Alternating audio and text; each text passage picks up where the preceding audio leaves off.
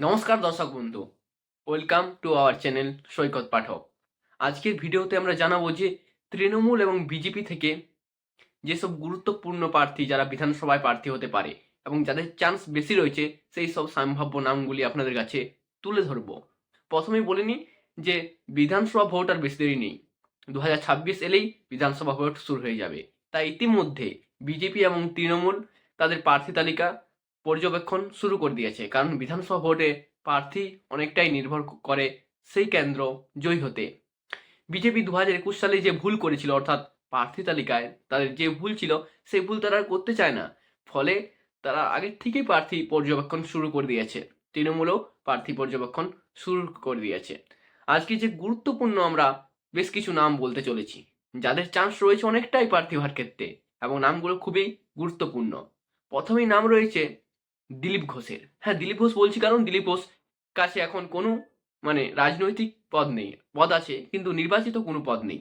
ফলে দিলীপ ঘোষ যেহেতু লোকসভায় পরাজিত হয়েছেন, এরূপ অবস্থায় দিলীপ ঘোষকে বিধানসভায় টিকিট দিতে পারে বিজেপি। অত্যন্ত সম্ভাবনা রয়েছে, জোরালো সম্ভাবনা রয়েছে দিলীপ ঘোষকে প্রার্থী হওয়ার, এবং দিলীপ ঘোষকে মেদিনীপুর খড়গপুর সাইডের কোনো বিধানসভায় দিলীপ ঘোষ প্রার্থী হতে পারে বলে আমাদের মনে হচ্ছে। তারপর নাম আসছে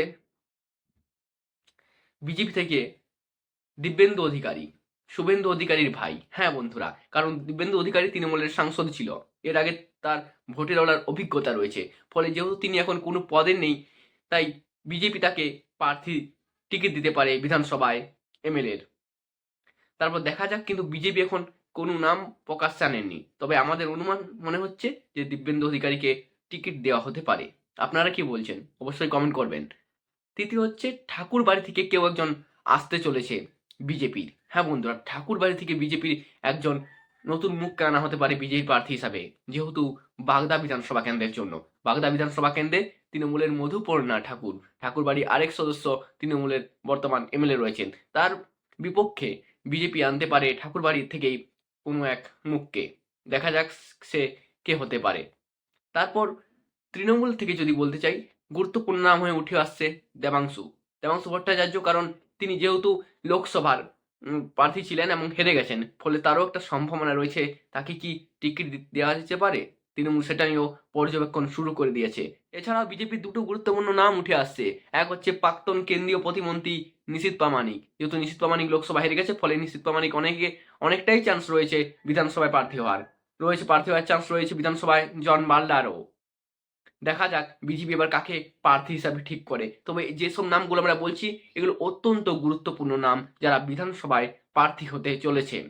তাছাড়া তৃণমূল থেকে যদি বলা যেতে পারে, অনেকে কুণাল ঘোষের নামও বলছে, কারণ কুণাল ঘোষ যেভাবে তৃণমূল কংগ্রেসকে ডিফেন্ড করছে বা তৃণমূল কংগ্রেসের হয়ে লড়াই করছে, তাই অনেকে কর্মীরা চাইছে যে কুণাল ঘোষকেও বিধানসভায় প্রার্থী করা হোক। তবে তৃণমূল থেকে এখন তেমন কোনো সিদ্ধান্ত আসেনি। তবে দেখা যাক কুণাল ঘোষও কি হতে পারে বিধানসভার প্রার্থী। নানা নাম, অনেকগুলি নাম জনসমক্ষে আসছে। এবার আপনারাই বলবেন, আমি যে নামগুলো বললাম এগুলোর মধ্যে কারা প্রার্থী হতে পারে বা কাদের চান্স রয়েছে প্রার্থী হওয়ার ক্ষেত্রে। তো এই ছিল আজকের ভিডিও। এরকম রাজনৈতিক গুরুত্বপূর্ণ ভিডিও দেখতে আমাদের চ্যানেলটি অবশ্যই সাবস্ক্রাইব করবেন। ভালো থাকবেন। জয় হিন্দ, জয় ভারত।